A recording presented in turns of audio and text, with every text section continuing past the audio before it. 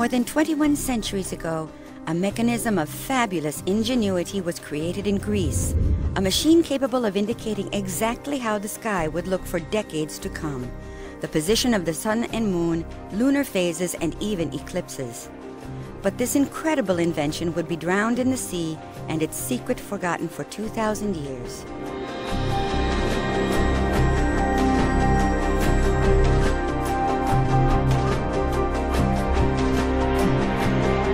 The Roman ships traveling from Asia Minor to Italy passed between the Peloponnesus and Crete. The small island of Antikythera sits right in the middle of this maritime corridor.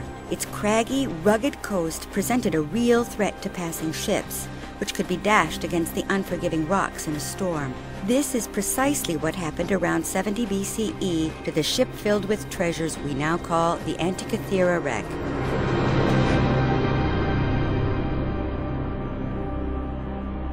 In 1900, fishermen diving for sponges spied a bronze hand on the seafloor. They told the Greek authorities, who, the next winter, searched the Antikythera coast around the shipwreck.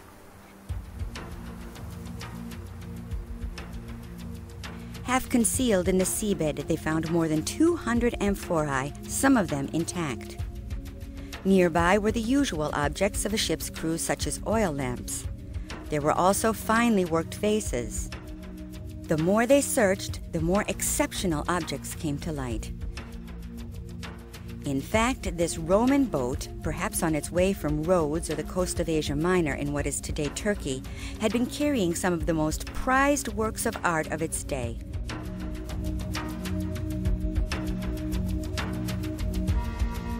The bronze hand proved to belong to a 5th century BCE Greek sculpture of a philosopher, whose head and some other limbs were later found. Another major discovery was a bronze Ephebi, a Hellenistic masterpiece sculpted around 340 BCE.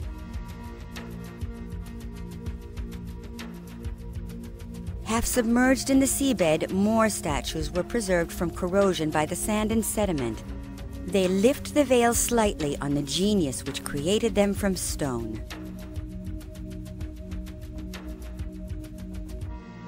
Amongst these sublime objects, the divers found an intriguing bronze item, about 20 centimeters high, which began to disintegrate as soon as it was removed from the water.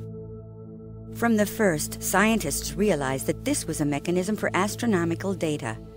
Scrupulously preserved at the National Archaeological Museum of Athens with the other objects from the wreck, the mechanism aroused the curiosity of many researchers. It was only in the 21st century that modern tools for scanning could penetrate the corrosion to reveal in 3 dimensions the interior of the machine. This showed a set of interlocking gears of astounding ingenuity. High-resolution photographs using different exposures brought to light inscriptions on the sides of the machine which appeared to be part of an instruction manual. Scientists compared the numbers inscribed in the text to the number of teeth in the gears and their arrangement, and applied these to the known astronomical cycles of antiquity. Thus, a reliable reconstitution has been made. All the clues point to the same date, including the metallurgical analysis and especially the text analysis. The form of the letters is typical of the period, and the vocabulary used is found on all the other texts of the same period. Given the extensive information we have, a reliable reconstitution can be made. Housed in a rectangular frame, the machine shows data on both sides. In front is the larger dial, showing the 365 days of the year according to the Egyptian solar calendar.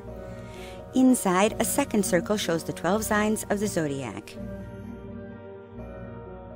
By turning a handle, one could position the 2 hands to indicate, for each day of the year, the exact position of the sun and moon, and a small sphere indicating the phase of the moon. In order to guarantee its exactitude, whatever the day or year chosen, a dial on the back of the mechanism shows the metonic cycle, which reflects lunar and solar cycles over a period of 19 years, corresponding to 235 lunar months. Above this, another spiral dial indicates eclipses of the sun and moon. The handle was used to advance the pointer to determine when the next eclipse would occur in the Saros cycle. As these operations were connected by the interlocking gears, the actual date of the eclipse showed on the other dial. How did the Greeks manage to devise a mechanism to reflect such complex and irregular data as the lunar cycles? The question also intrigues today's specialists in fine watchmaking. Mathias Butte, Director of Research and Development at Hublot, decided to reproduce these ancient forgotten calculations and integrate them into a modern watch. Je voulais pas être comme un pilleur de tombes qui vient voler une idée. I didn't want to be like a tomb robber who comes to steal an idea which has existed for a long time, but rather like someone who approaches our forefathers with deep respect, whose goal is to recreate the antique object in a contemporary form. The original is about 20 centimeters high, and we have been able to create a 30mm movement which can easily be worn on a wrist. This Antikythera mechanism includes ingenious features which are not found in modern watchmaking.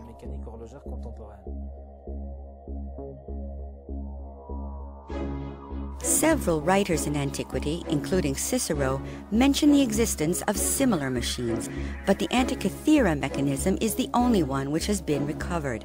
It was recently discovered that it also indicates which cities would host future Olympic Games held every 4 years. It is also believed to trace the path of certain planets, including Venus. Who invented this machine? For whom and for what purpose? We still have no answers to these questions, but research continues, constantly uncovering further mechanical and mathematical subtleties, adjusting our perception of the ancient world and its technology.